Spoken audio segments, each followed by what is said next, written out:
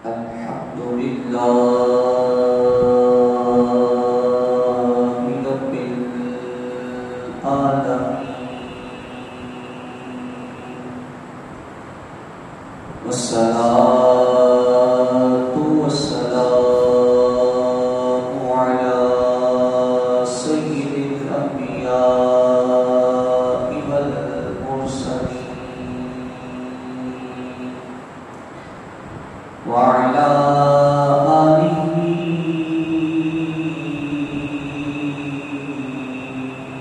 وأصحابه أجمعين. أما بعد فأعوذ بالله من الشيطان الرجيم. بسم الله الرحمن الرحيم. قال الله تبارك وتعالى في القرآن المجيد والفرقان الحميد: وإذا سألك عبادي عني فإني قريب أجيب دعوة الداعي إذا دعاني فليستجيبوا لي وليؤمنوا بي لعلهم يرشدون. صدق الله العلي العظيم وصدق رسوله النبي الكريم الأمين. وقال الله تبارك وتعالى في شان حبيبه مخبرا وعاملا: إن الله وملائكته يصلون على النبي يا أيها الذين آمنوا صلوا عليه وسلموا تسليما. بآواز بلند درود پاک پڑھیے: الصلاۃ والسلام علیک یا سیدی یا رسول اللہ وعلی آلک واصحابک یا سیدی یا حبیب اللہ.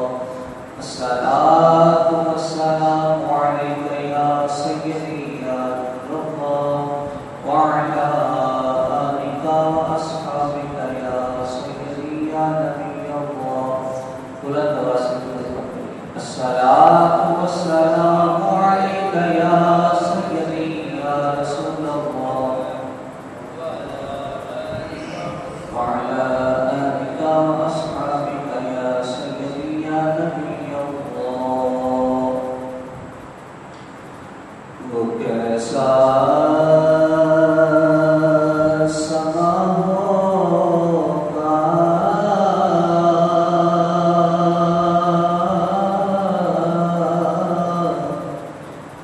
کیسی وہ گری ہوگی، کیسا وہ سما ہوگا، وہ کیسی گری ہوگی جب پہلی نظر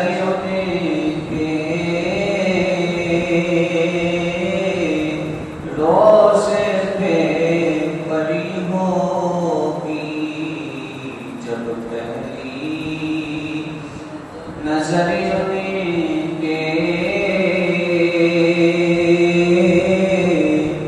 روزے پہ پڑی ہوگی.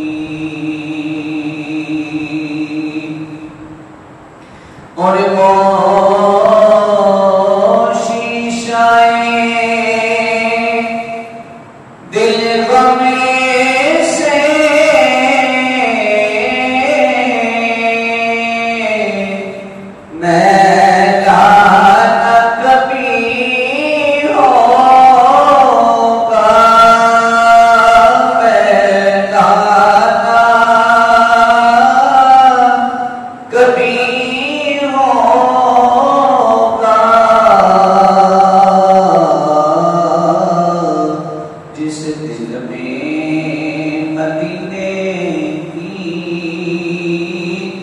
کسے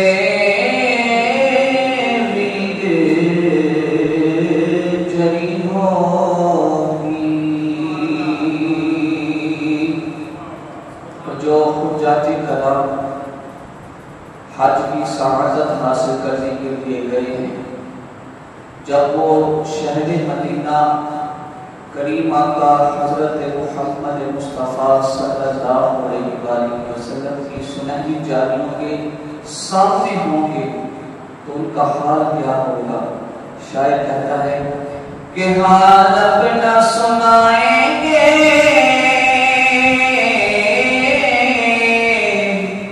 رو رو کر مدینے میں، کہتے ہیں سبحان اللہ۔ اللہ تعالیٰ آئندہ سال ہم سب کو بھی حج و عمرہ کی سعادت نصیب فرمائے، سرکار علیہ السلام کے روضہ اطہر کی زیارت نصیب فرمائے۔ حال اپنا سنائیں گے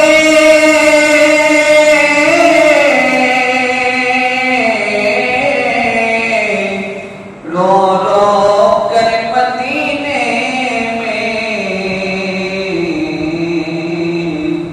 سرکار قدر ہوگا اشکوں کی لری ہوگی، سرکار قدر ہوگا اشکوں کی لری ہوگی۔ جناب الحاج محمد علی ظہوری صاحب آپ مکہ میں لکھتے ہیں کہ یہ تمنا ہم میں سے ہر ایک مسلمان کی ہونی چاہیے۔ فرماتے ہیں کہ چارہ نہ کوئی کرنا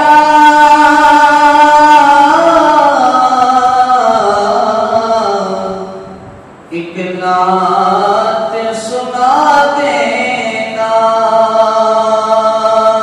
ایک نعت سنا دینا، چارہ نہ کوئی کرنا ایک نعت سنا دینا، نہ چیز ضروری کی جب سانسیں عری ہوگی، نہ چیز ضروری کی جب سانسیں عری ہوگی، کیسا ہو سما ہوگا کیسی ہو گلی ہوگی، جب پہلی نظر انہیں کے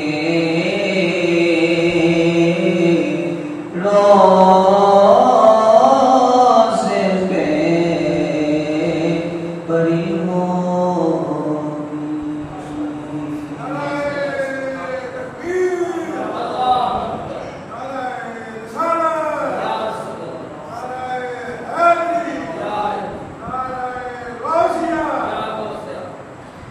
اللہ تبارک و تعالی حمد و ثنا کے بعد حضور نبی رحمت آقا نامدار مدنی تاجدار کے قصوں کے قصے سہاروں کے سہارا یتیموں کے منجا ماوا آمینہ کے لال محبر صالح جناب احمد مصطفیٰ حضرت محمد مصطفیٰ صلی اللہ علیہ وآلہ وسلم کی بارگاہ میں بسملہ میں ہدیہ تبلیغ پیش کرنے کے بعد انتہائی ادب و احترام کے لائق معزز و محترم سامعین و حاضرین، اللہ تبارک و تعالیٰ کا احسان عظیم ہے کہ آج کے دن اس نے ہمیں دو سعادتیں عطا فرمائی۔ اول یہ کہ آج عید الاضحیٰ بھی ہے اور جمعہ المبارک کا مبارک دن بھی ہے۔ جب یہ آیت کریمہ نازل ہوئی اليوم اکملت لکم دینکم واتممت علیکم نعمتی ورضیت لکم الاسلام آج کے دن میں نے تمہارا دین مکمل کر دیا اور تم پر اپنی نعمتیں تمام کر دی اور دین اسلام کو تمہارے لیے بطور دین خاص پسند کر لیا۔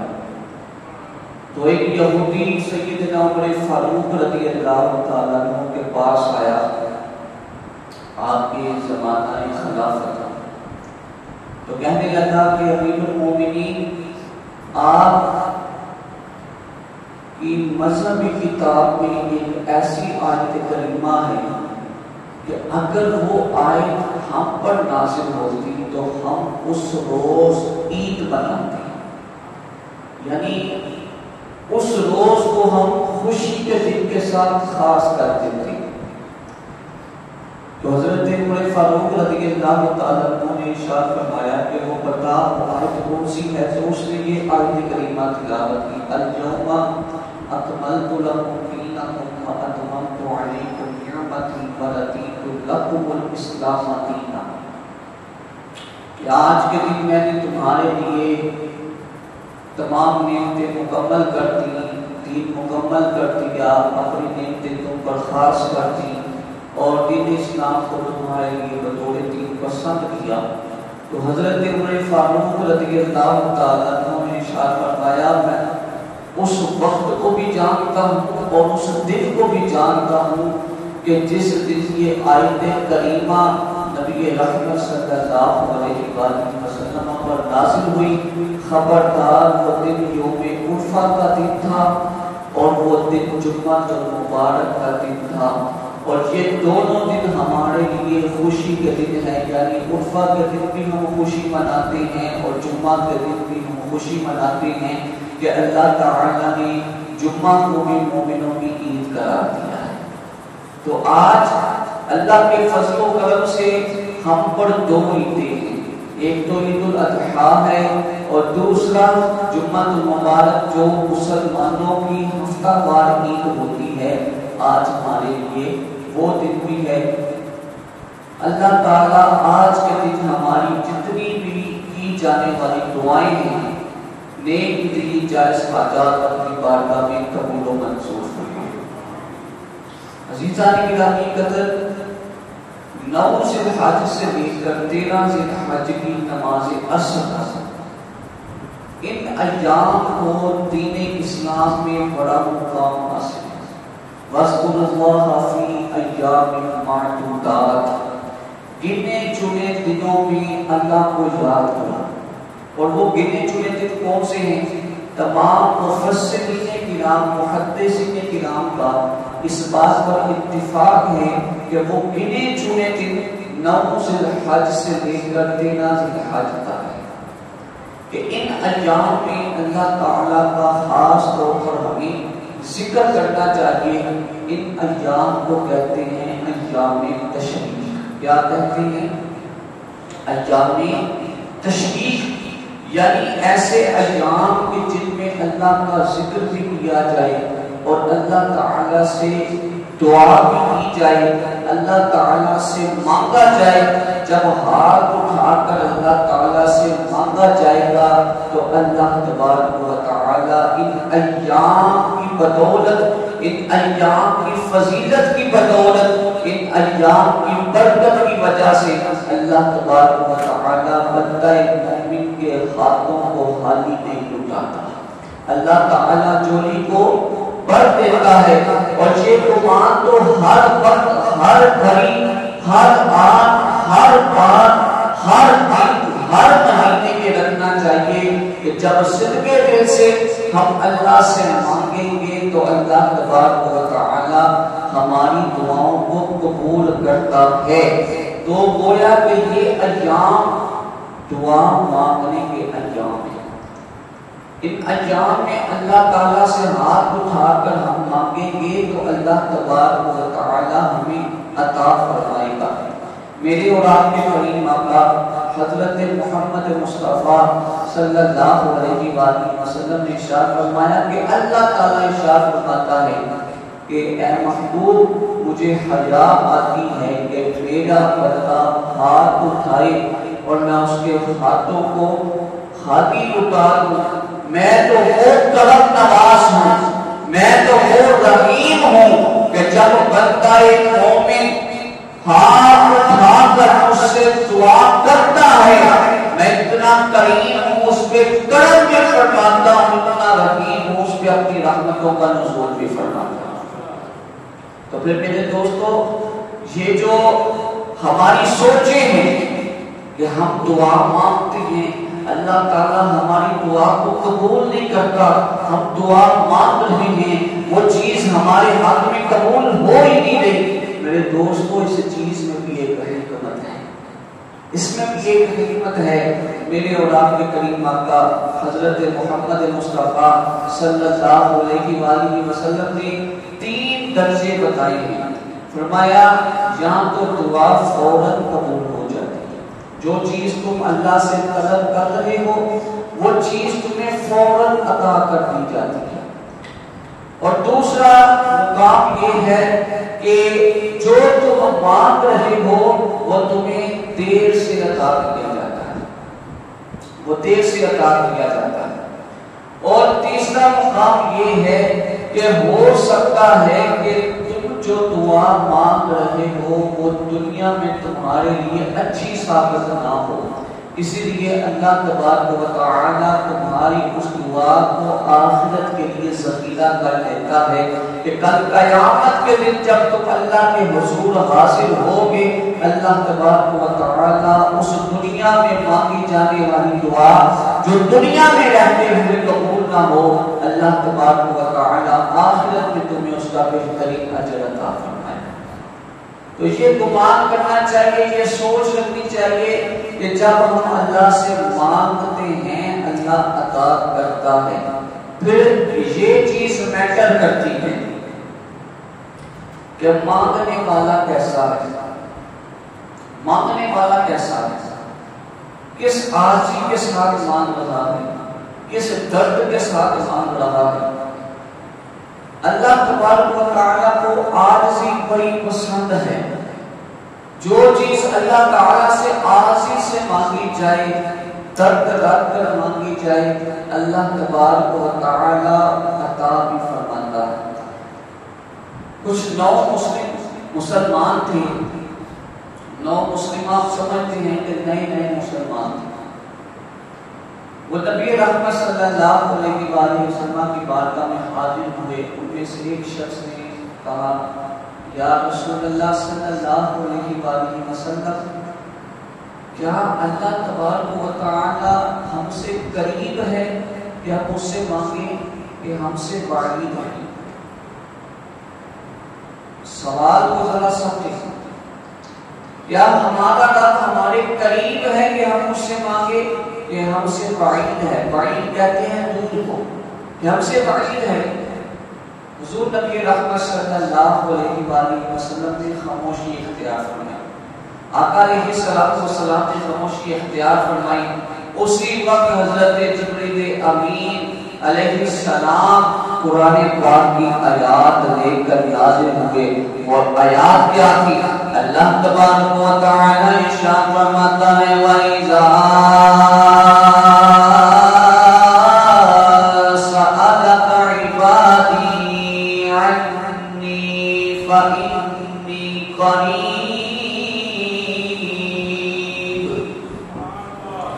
أُجِيبُ دَعْوَةَ الدَّاعِ إِذَا دَعَانِ فَلْيَسْتَجِيبُوا لِي وَلْيُؤْمِنُوا بِي لَعَلَّهُمْ يَرْشُدُونَ۔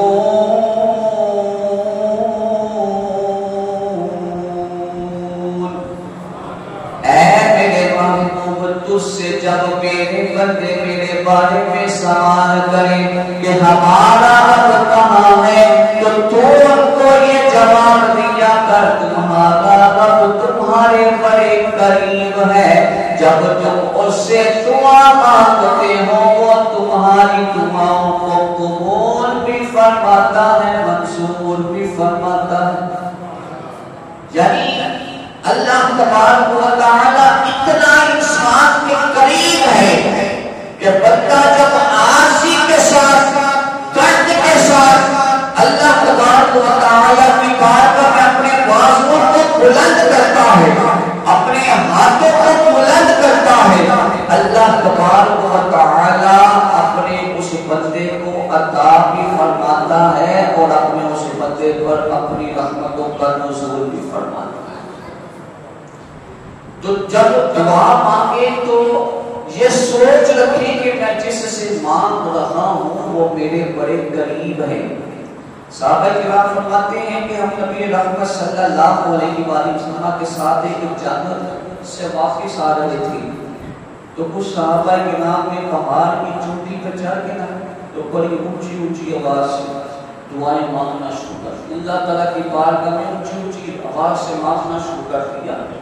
تو آقا علیہ السلام نے ارشاد فرمایا کہ تم جس سے مانگ رہے ہو نہ وہ سویا ہوا ہے اور نہ وہ تم سے دور ہے، وہ تمہارے قریب بھی ہے اور تم اس کے سامنے بھی ہو، تو اس سے بڑی عاجزی کے ساتھ بڑے ادب کے ساتھ اس سے طلب کرو، وہ تمہیں عطا فرمائے گا۔ تو میٹر یہ چیز کرتی ہے کہ جب ہم مانگ رہی ہیں کس ادب سے مانگ رہی ہیں، کس عاجزی سے مانگ رہی ہیں، یا ہمارا دین میں مقام کیا ہے، یا ہم پہلے سے نمازیں پڑھتے ہیں، یا ہم نے کوئی اللہ کا حکم حاصل کرنے کی کوشش کی ہے، یہ چیز بڑی میٹر کرتی ہے۔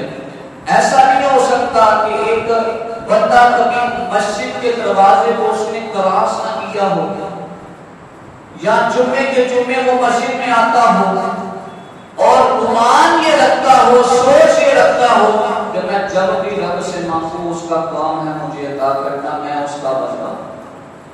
ارے تو اس کا بندہ ضرور ہے، لیکن اس نے بھی ہم پر کچھ حقوق جو ہیں وہ لازم کیے ہیں۔ وہ حقوق کیا ہیں؟ رب فرماتا ہے وَأَقِیمُوا الصَّلَاةَ، نماز قائم کرو، نماز پڑھ کے جب تم مجھ سے مانگو گے میں تمہیں عطا کروں گا۔ بندہ جب نماز پڑھتا ہے تو مکمل پاک صاف ہو جاتا ہے، جب وہ وضو کرتا ہے تو مکمل پاک صاف ہو جاتا ہے، وضو کر کے جب نماز کے لیے آتا ہے اس کے بدن کے گناہ جڑ جاتے ہیں۔ حدیث مبارکہ گواہ ہے کہ میرے اور آپ کے کریم آقا صلی اللہ علیہ وآلہ وسلم نے ارشاد فرمایا الدعاء مفتاح الرحمہ والوضوء مفتاح الصلاۃ والصلاۃ مفتاح الجنہ۔ آقا علیہ السلام نے ارشاد فرمایا کہ دعا جو ہے وہ رحمتوں کے دروازوں کو کھول دیتی ہے۔ جب تم اللہ سے دعا کرتے ہو دعا مفتاح الرحمہ، مفتاح کہتے ہیں کسی چیز کا کھل جانا، کسی چیز کا اوپن ہو جانا۔ تو جب تم اللہ سے مانگتے ہو تو اللہ کی رحمتوں کے دروازے کھل جاتے ہیں اور اللہ کی رحمتوں کا نزول تم پر ہوتا ہے۔ پھر ارشاد فرمایا والوضوء مفتاح الصلاۃ، جب تم وضو کرتے ہو تو نماز کا دروازہ تمہارے لیے کھل جاتا ہے۔ والصلاۃ مفتاح الجنہ، اور جب تم نماز پڑھتے ہو تو جنت کے دروازے تمہارے لیے کھول دیے جاتے ہیں۔ تو پھر میرے دوستو جب جنت کے دروازے ہمارے لیے کھول دیے جائیں، جنت کی ٹھنڈی ہواؤں میں ہم بیٹھے ہوں اور ان ہواؤں میں بیٹھ کر ہم اللہ سے مانگ رہے ہوں، تو پھر گمان تو یہی رکھنا چاہیے کہ وہ ذات باری تعالیٰ ہمیں عطا فرمائے گا، وہ ہمیں عطا فرمائے گا۔ میرے دوستو میرے اور آپ کے کریم آقا حضرت محمد مصطفیٰ صلی اللہ علیہ وآلہ وسلم کی دعا کا اثر دیکھیں کہ آقا علیہ السلام نے ایک دعا فرمائی، یا الہی عمر ابن خشام یا عمر ابن خطاب میں سے کسی ایک کے ذریعے دین اسلام کو تقویت بخش، کسی ایک کے ذریعے دین اسلام کو تقویت بخش۔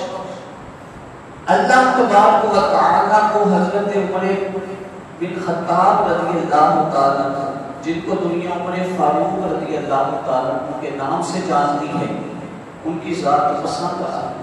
آپ جنگجو بھی تھے، جوان بھی تھے اور بڑے کڑیت جوان تھے۔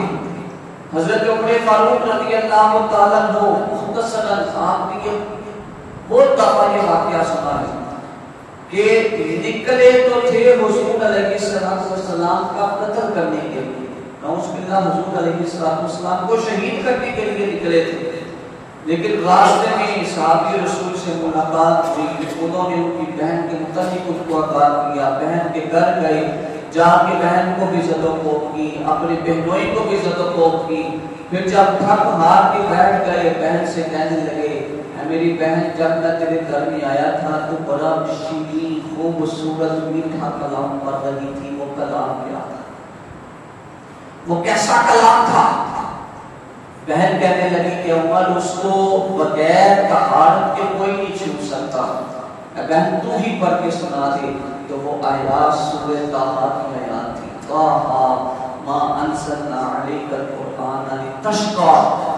جب یہ قرآن کی آیات حضرت عمر فاروق رضی اللہ تعالیٰ عنہ کے کانوں میں پڑتی ہیں، رس بولتی ہیں، کانوں کے ذریعے دل تک پہنچتی ہیں، دل نرم ہوتا ہے، دل سے یہ بات ذہن تک پہنچتی ہے، ذہن سے یہ بات اس حد تک پہنچ جاتی ہے کہ آپ کو یہ سوچ آتی ہے کہ جب یہ کلام اتنا شدید ہے جس پر نازل ہو رہا ہے وہ کتنا میٹھا ہوگا۔ میرے دوستوں، میں نے بہت بڑی بات کی، کہہ دے سبحان اللہ، کہ جس پر یہ نازل ہو رہا ہے وہ کتنا میٹھا ہوگا۔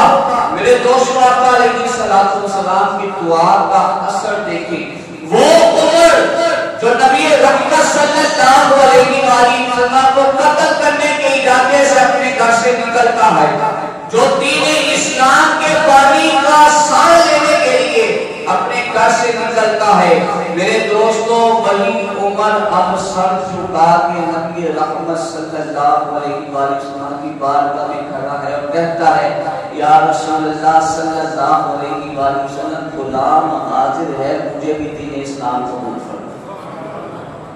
قبول کروائے گا۔ میرے دوستو، اس لیے کسی شاعر نے کیا خوب لکھا کہ مصطفیٰ کی دعا کا سجدے کے آ، مصطفیٰ کی دعا کا سجدے کے آ، مل کے پڑھنے مصطفیٰ کی دعا کا کے آ،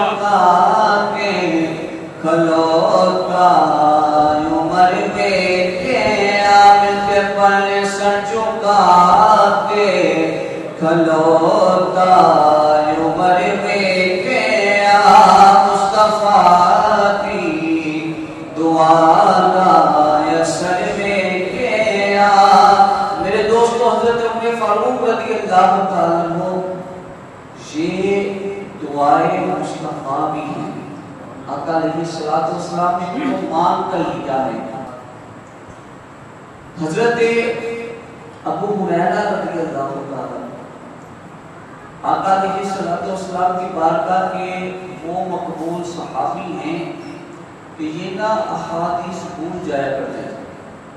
حضور صلی اللہ علیہ وسلم کی بارگاہ میں بیٹھتے تھے، لیکن جب اٹھنے لگتے یا باہر جاتے تو جو کچھ سنا ہوتا تھا وہ ذہن سے نکل جاتا۔ آقا علیہ السلام نے ان کو فرمایا کہ ابو ہریرہ اپنی چادر کو پھیلاؤ، چادر کو پھیلایا۔ حضرت ابو ہریرہ رضی اللہ تعالیٰ عنہ ارشاد فرماتے ہیں کہ بظاہر کچھ دکھائی نہیں دیتا تھا، توجہ ہی فرمانے لگے، عرض کرنے لگے کہ بظاہر کچھ دکھائی نہیں دیتا تھا، لیکن آقا علیہ السلام اپنے دونوں ہاتھوں سے ایسے لفوں کو بڑھتے اور میری چادر میں ڈال دیں، ایسے بڑھتے چادر میں ڈال دیں، بڑھتے چادر میں ڈال دینا۔ پھر دعا فرمائی کہ یا الہی ابو ہریرہ پر رحم فرما اور جو کچھ یہ ہم سے سنے اس کو یاد رکھنے کی توفیق عطا فرما۔ آقا علیہ الصلوۃ والسلام نے خود اس چادر کو طے لگائی اور فرمایا کہ اس کو اپنے سینے کے ساتھ اپنے سر پہ رکھ لو۔ حضرت ابو ہریرہ رضی اللہ تعالیٰ عنہ ارشاد فرماتے ہیں کہ دعائے مصطفیٰ صلی اللہ علیہ وآلہ وسلم کا میں نے یہ اثر دیکھا کہ پھر آقا علیہ السلام کی بارگاہ میں جب بھی میں بیٹھتا تھا تب سے لے کر آخری سانس تک جو بھی آقا علیہ السلام نے مجھے فرمایا میرے بیٹھے ہوئے ارشاد فرمایا وہ مجھے حرف بحرف یاد ہے، وہ حرف بحرف یاد ہے۔ کہ میرے دوستو یہی حضرت ابو ہریرہ رضی اللہ تعالیٰ عنہ ارشاد فرماتے ہیں کہ میری ماں مشرکہ تھی، میری ماں مشرکہ تھی۔ ہوا کیا اتفاق کہ میں گھر گیا تو میری ماں نے نعوذ باللہ بانی اسلام میرے محبوب اور اس کائنات کے بانی و مختار مصطفیٰ جان رحمت حضرت محمد مصطفیٰ صلی اللہ علیہ وسلم کے بارے میں نصیحت باتیں کرنا شروع کر کہتے ہیں کہ مجھ سے برداشت نہ ہوا۔ یہ بھی چیز مد نظر تھی کہ ماں کو مارنا نہیں، یہ بھی آقا علیہ السلام نے ہمیں سکھایا۔ آپ فرماتے ہیں کہ میں روتے ہوئے اپنے گھر سے نکل آیا اور میں نے یہ ارادہ کیا کہ آج کے بعد میں اس عورت کا منہ نہیں دیکھوں گا۔ میں آقا علیہ السلام کی بارگاہ اقدس میں روتے ہوئے حاضر ہوا۔ آقا علیہ السلام نے رونے کا سبب پوچھا، میں نے سبب بتایا۔ یا رسول اللہ صلی اللہ علیہ وسلم میری ماں مشرکہ ہے، میں گھر میں جاتا ہوں وہ آپ کے بارے میں نصیحت باتیں کرتی ہے۔ یا رسول اللہ صلی اللہ علیہ وسلم مجھ سے برداشت نہیں ہوتا۔ یا رسول اللہ ہاتھ اٹھا کر اپنے نورانی ہاتھوں کو بلند کر کے ذرا میری ماں کے حق میں بھی دعا کریں کہ اللہ تعالیٰ اسے ہدایت عطا فرمائے اور اسے بھی دین اسلام قبول کرنے کی توفیق عطا فرمائے۔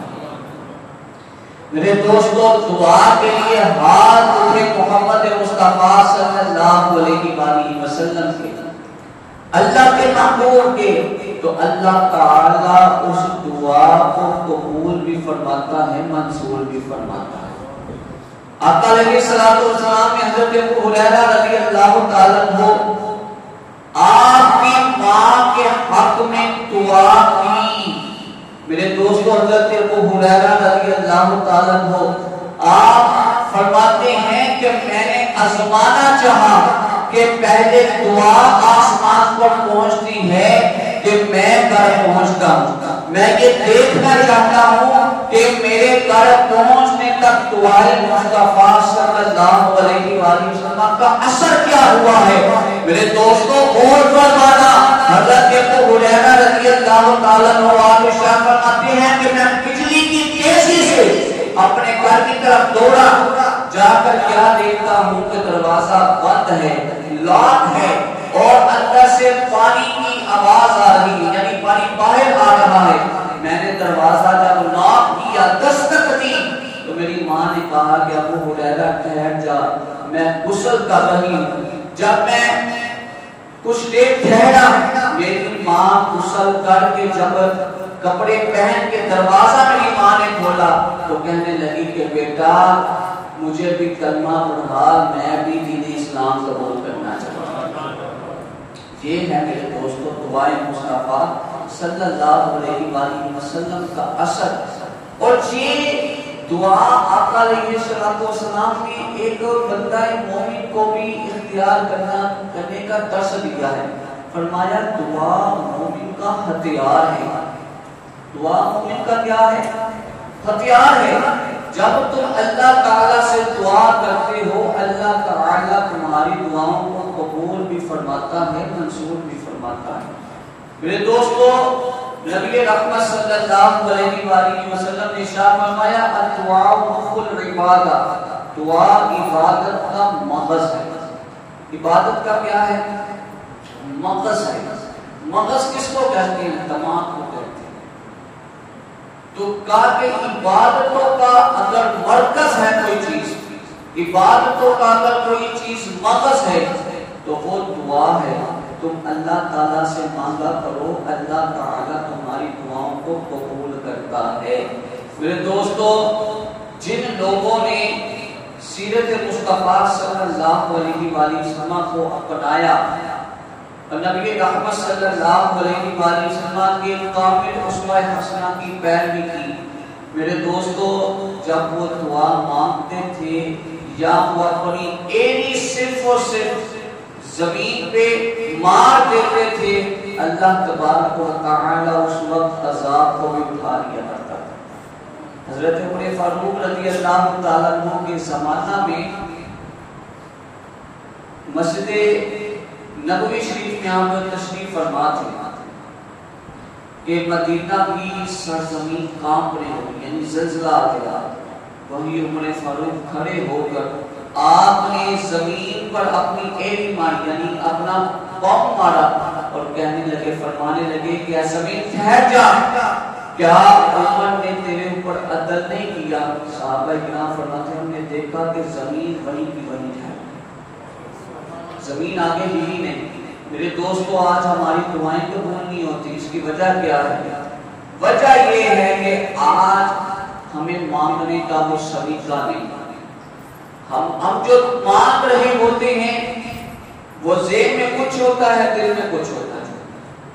دعا جب مانگی ہے تو تمہارا ذہن، تمہارا دل ایک ہی چیز کی گواہی دے رہے ہیں. یہ نہیں کہ ذہن کہہ رہا ہو مولا مجھے گاڑی دے دے اور دل کہہ رہا ہو مولا مجھے بنگلہ دے دے. اور یہ چیزیں رب سے نہیں مانگنی چاہیے. دعا جامع مانگی. جامع دعا کیا ہے؟ مولا جو میرے حق میں بہتر ہے وہ مجھے عطا فرما، یا الہی جو میرے حق میں بہتر نہیں وہ مجھ سے دور فرما. اس سے جامع دعا کیا ہو سکتی ہے؟ اس سے جامع دعا کیا ہو سکتی ہے؟ آج ہم دعائیں رب سے ایسے مانگتے ہیں، چیزیں ایسے مانگتے ہیں جیسے نعوذ باللہ من ذالک اللہ تعالیٰ کو ہم نے یہ چیزیں دی ہیں، جیسے کسی کو چیز دے کر تو اس سے مانگی نہیں جاتی، طلب نہیں جاتی. ہم ایسے اللہ تعالیٰ سے آج کل مانگ رہے ہیں، مولا گاڑی بھی دے دے، بنگلہ بھی دے دے، بیٹے کو ڈاکٹر بھی بنا دے، بیٹی کی اچھی جگہ شادی بھی ہو جائے، کاروبار بھی چمک دے. میرے دوستو، یہ دعائیں مانگنے کا طریقہ نہیں. یا الہی میرے گھر پر اپنی خیر و برکت کا نزول فرما، میری اولاد کو نیک بنا اور میرے کاروبار پر اپنی رحمتوں کا نزول فرما اور مجھے حلال کمانے، حلال کھلانے کی توفیق عطا فرما اور حرام سے بچنے کی توفیق عطا فرما. میرے دوستو، آج ہمارا حال کیا ہو چکا ہے؟ ہم یہ کہتے ہیں کہ مال آنا چاہیے، مال آئے، بس پیسہ آئے. یہ سوچ نہیں کہ حلال آئے کہ حرام آئے. اب جو حرام کا لقمہ اگر پیٹ میں چلا جائے تو میرے دوستو، میرے اور آپ کے کریم آقا حضرت محمد مصطفیٰ صلی اللہ علیہ وآلہ وسلم نے ارشاد فرمایا، حرام کے ایک لقمے کی اتنی نحوست ہے، اتنی نحوست ہے کہ آقا علیہ السلام نے ارشاد فرمایا، حرام کا لقمہ پیٹ میں چلا جائے اللہ تعالی 40 روز تک دعا کو قبول نہیں کرتا. 40 روز تک دعا قبول نہیں ہوتی. تو میرے دوستو، ایک لقمے کی اتنی نحوست ہے، اور جو پورے کا پورا حرام ہی حرم کر جائے اس کی کتنی نحوست ہو، اس کی تو پھر لگتا ہے کہ ساری عمر کے اللہ تعالیٰ نے دعا کو قبول نہیں کرنا. تو میرے دوستو، یہ جو حرام کا لقمہ ہے، یہ انسان پیٹ میں لے کے مر جائے تو یہ ایک لقمہ انسان کے لیے عذاب قبر کا باعث بن سکتا ہے. کتنی زیادہ نحوست ہے. اس سے زیادہ نحوست اور کیا ہو سکتی ہے کہ میرے اور آپ کے کریم آقا حضرت محمد مصطفیٰ صلی اللہ علیہ وآلہ وسلم نے ارشاد فرمایا، 99 درہم، 99 دینار یا 99 روپے، یعنی اس وقت کے حساب سے بات کی کہ 99 درہم، ہم بات کرتے ہیں 99 روپے. آپ لوگوں کی آسانی کے لیے یہ بات کر رہا ہوں. آقا علیہ السلام نے ارشاد فرمایا کہ 99 روپے تمہارے پاس، یعنی 99 کا عدد تم نے حلال طریقے سے کمایا ہے، خون پسینہ ایک کر کے کمایا ہے، اور 100 کا عدد ادا کرنے کے لیے تم اس میں 1 روپیہ حرام کا داخل کر دیتے ہو۔ آقا علیہ الصلوۃ والسلام نے ارشاد فرمایا اس ایک حرام روپے کی اتنی نحوست ہے کہ وہ تمہارے 99 خون پسینے کی کمائی کو بھی حرام کر دیتے ہیں، اتنی نحوست ہے۔ اسی لیے میرے دوستو جب دعا مانگیں تو اللہ تعالیٰ سے یہ طلب کیا کریں، مولا حلال کھانے، حلال کمانے اور اپنے بچوں کو حلال کھلانے کی توفیق عطا فرما۔ یہ موضوع آج کے دن اختیار کرنے کی میرے دوستو وجہ بھی یہی ہے کہ یہ ایام تشریق چل رہے ہیں، اور ایام تشریق اللہ کا ذکر کرنے کے لیے ایام تشریق میں دعائیں مانگی جائیں تو اللہ تعالیٰ ان دعاؤں کو رد نہیں فرماتا۔ لیکن میرے دوستو